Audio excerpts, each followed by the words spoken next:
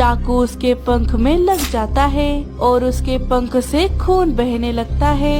इंदु इधर उधर देखने लगी। तभी उसने ना चाहते हुए भी खून को हिरन के मांस में मिला दिया। कई समय पहले एक जंगल में 7 चील अपनी इकलौती बहन के साथ एक बड़े से घोंसले में रहते थे। सातों भाई रोज जंगल में जाकर शिकार कर कर ले आते और बहन उस शिकार को पकाने का काम करती। इकलौती होने के कारण सातों भाई अपनी बहन को बहुत लाड प्यार किया करते। सुनिए भैया, आज कुछ बढ़िया सा शिकार ले आइए और हाँ, मुझे कुछ सब्जियाँ भी ला कर दीजिए। खाना पकाने के लिए मुझे उनकी जरूरत है। ठीक है बहन, जैसा तुम कहो। मुन्ना, शीला, तुम दोनों सब्जियाँ लाने जाओ और बाकी सब मेरे साथ चलो। हम शिकार करने जाते हैं। बड़े भाई के कहे मुताबिक दोनों चील सब्जियाँ लाने चले गए और बाकी बचे सभी चील शिकार की खोज में चले गए। शिकार की तलाश में वो बहुत दूर तक चले गए, लेकिन उन्हें कहीं पर भी कोई शिकार नहीं मिला। अरे, कोई शिकार क्यों नहीं मिल रहा? सुनो भाइयों, आओ जरा पेड़ की छाव में बैठ जाते हैं। सभी थक कर पेड़ की डाल पर बैठ गए। अरे भाई, लगता है हमें आज शिकार नहीं मिलेगा। आज तो हमें सब्जियां खाकर ही काम चलाना होगा। अरे लखा, क्या कह रहा है? हमारी बहन ने कितने प्यार से कहा है कि कोई बढ़िया शिकार लेकर आओ। अगर हम ऐसे ही खाली पंख चले गए तो बहन का दिल टूट जाएगा। हाँ, वो भी है। तभी वहाँ पर बूढ़ा गिद्ध, जो चीलों के पिता का बहुत ही खास दोस्त था, वो वहाँ पर आ जाता है। अरे नाना, आप? हो, तुम सबको चिंता में देखा, इसीलिए तुम्हारे पास आ गया। बताओ क्या हुआ? इतने परेशान क्यों लग रहे हो? अरे नाना, हम बहुत देर से शिकार ढूंढ रहे हैं, लेकिन हमें कोई शिकार नहीं मिल रहा। और ऊपर से बहन ने कहा है कि आज उसे कोई अच्छा शिकार खाना है। अच्छा, तो ऐसी बात है। फूलों के बगीचों के पीछे जो एक गुफा है, वहाँ पर एक हिरन अपने बच्चे के साथ रहती है, लेकिन अभी वो खाना लाने गई है, इसीलिए उसका बच्चा अभी गुफा में अकेला है। तो जाओ, जाकर बच्चे का शिकार करो। अच्छा, क्या सच में? आपका बहुत बहुत शुक्रिया नाना। पिताजी के जाने के बाद आप ही तो है जो हम भाई बहन को समझते हैं। हाँ, जाओ, वरना वो हिरन भी हाथ से चला जाएगा। चलो रे, वो हिरन हाथ से नहीं जाना चाहिए। अरे नाना, आप भी रात का खाना खाने हमारे घर आ जाना। ठीक है, मैं आ जाऊंगा। सभी भाई मिलकर गुफा के अंदर चले जाते हैं। वहाँ एक हिरन का बच्चा सो रहा था। सभी चीलों ने मिलकर उस बच्चे का शिकार कर लिया और शाम होने से पहले शिकार लेकर अपने घर आ गए। ये ले बहन, शिकार। अब इसे जल्दी से पका दो, मुझे बहुत भूख लग रही है। जी भैया, लेकिन आपको आने में इतनी देर क्यों हुई? हाँ, वो जरा शिकार ढूंढने में दिक्कत हो रही थी, लेकिन तभी नाना ने आकर हमें शिकार का पता बता दिया और सिर्फ उनकी वजह से ही हम ये शिकार ढूंढ पाए।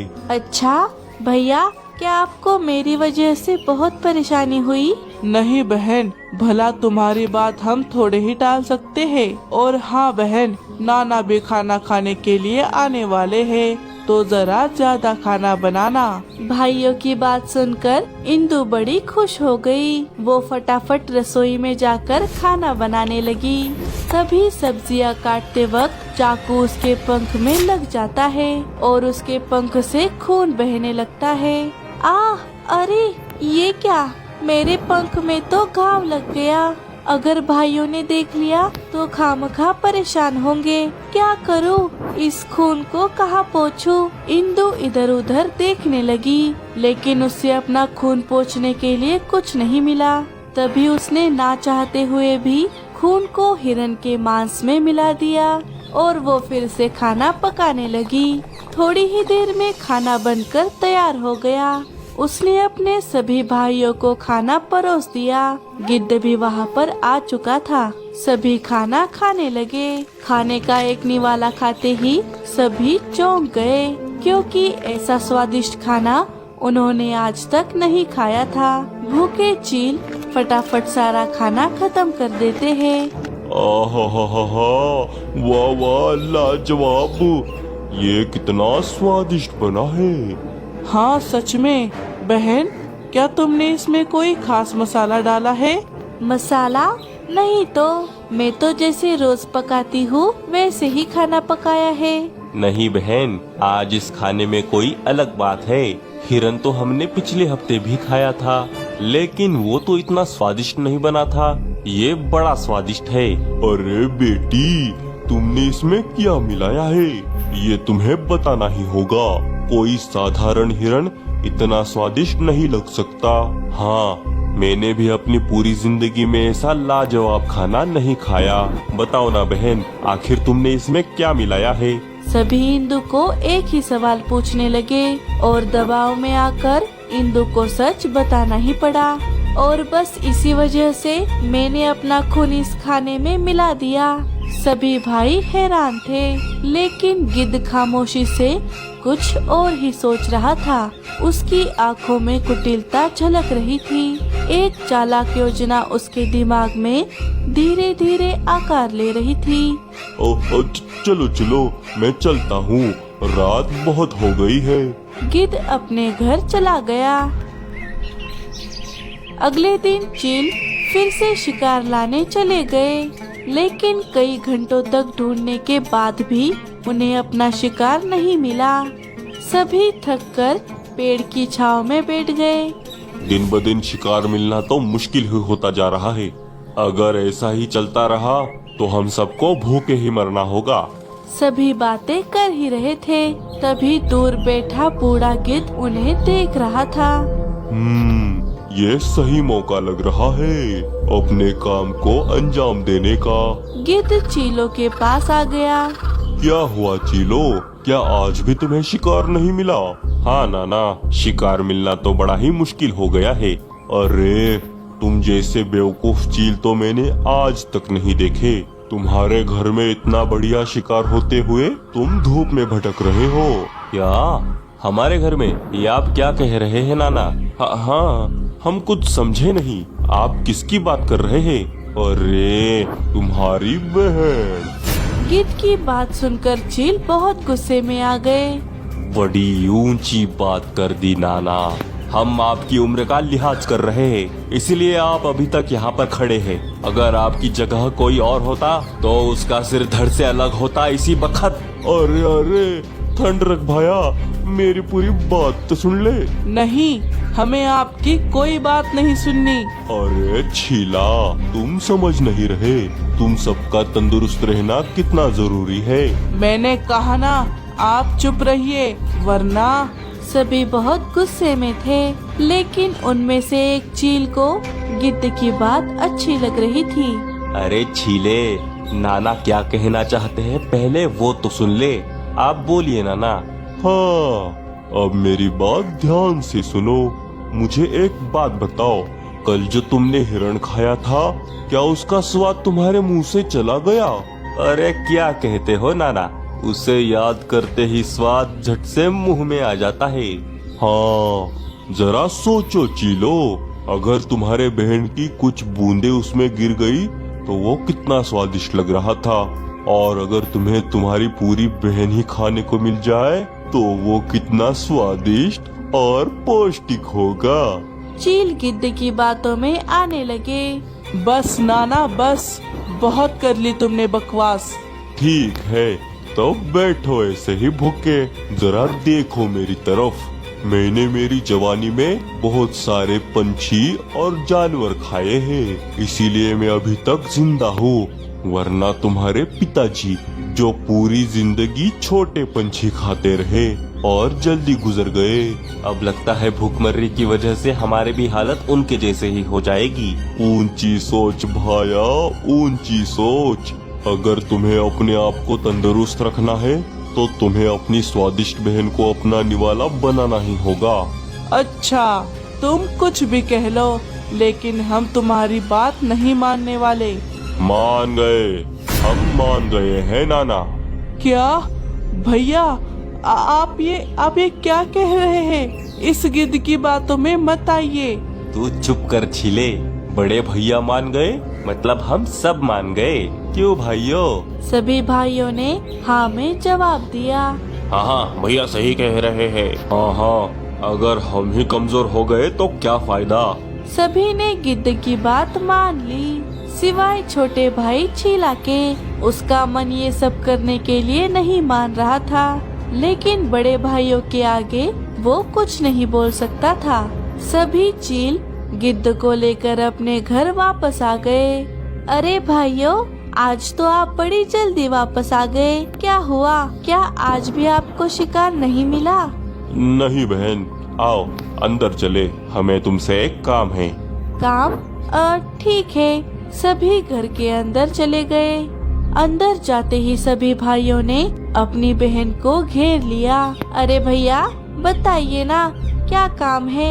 आज आपको शिकार नहीं मिला, इसीलिए आप परेशान हैं क्या? नहीं बहन, हम परेशान नहीं है, क्योंकि हमें तो हमारा शिकार मिल ही गया है। अच्छा, तो कहाँ है शिकार? लाइए, मैं जल्दी से उसे पका देती हूँ। तुम ही हो वो शिकार, आज हम तुम्हें ही पका कर खाएंगे। अपने भाइयों की बात सुनकर इंदु को अपने कानों पर विश्वास नहीं हो रहा था। अरे मेरा मुंह क्या देख रहे हो? जल्दी से इसे रस्सी से बांधो, कहीं ये भाग ना जाए। भैया भैया, ये आप क्या कह रहे हैं? भाइयों ने अपनी बहन को रस्सी से बांध दिया। आपको क्या हो गया है भाइयों? मैं जानती हूँ मेरे भाई ऐसा नहीं कर सकते। बहन भाइयों के सामने गिड़गिड़ा रही थी, लेकिन शायद भाइयों को अपनी भूख के आगे कुछ नहीं दिख रहा था। नाना, आपके कहे अनुसार हमने हमारी बहन को बांध दिया है, अब बस उसे मारने की देरी है। वो सब तो ठीक है, लेकिन क्या तुम में से किसी को खाना पकाना आता है? नहीं, हमें तो नहीं आता। अरे हट, कैसे चील हो, खाना तक पकाना नहीं आता? एक काम करो, तुम किसी भरोसेमंद को छोटे पंछियों के जंगल में भेजो और किसी एक पंछी को जो अच्छा खाना बनाता हो उसे ले आने को कहो। हाँ ठीक है, लेकिन जाएगा कौन? मैं लेकर आता हूँ भैया। हाँ ठीक है, जाकर जल्दी से लेकर आ। इतना कहकर छीला छोटे पंछियों के इलाके में चला गया। छीला एक पेड़ पर बैठ गया। अरे अब मैं किससे मदद मांगू? अगर मैं बावर्ची ले गया तो सभी भाई मिलकर बहन को जरूर मार देंगे। हे ऊपर वाले, अगर मैंने आज तक कोई भी अच्छा काम किया है तो मेरी मदद के लिए किसी फरिश्ते को भेज दे। उसी डाल पर मीठी चिड़िया का घोंसला था। मीठी अपनी खिड़की से चील की बातें सुन रही थी। अरे ये चील तो बड़ा ही परेशान लग रहा है, मुझे जाकर देखना चाहिए। मीठी चील के पास चली गई। सुनिए चील भाई, आप परेशान लग रहे हैं, क्या बात है? क्या मैं आपकी कोई मदद कर सकती हूँ? चिड़िया क्या तुम मेरी मदद कर सकती हो? वो दरअसल। चीला ने सारी बात मीठी को बता दी। क्या? कैसे भाई है? भूख के लिए अपनी बहन तक को नहीं छोड़ रहे? उस गिद्ध ने मेरे भाइयों की आंखों पर पट्टी बांध दी है, उन्हें सही गलत कुछ दिखाई नहीं दे रहा। चिड़िया मेरी मदद करो चिड़िया।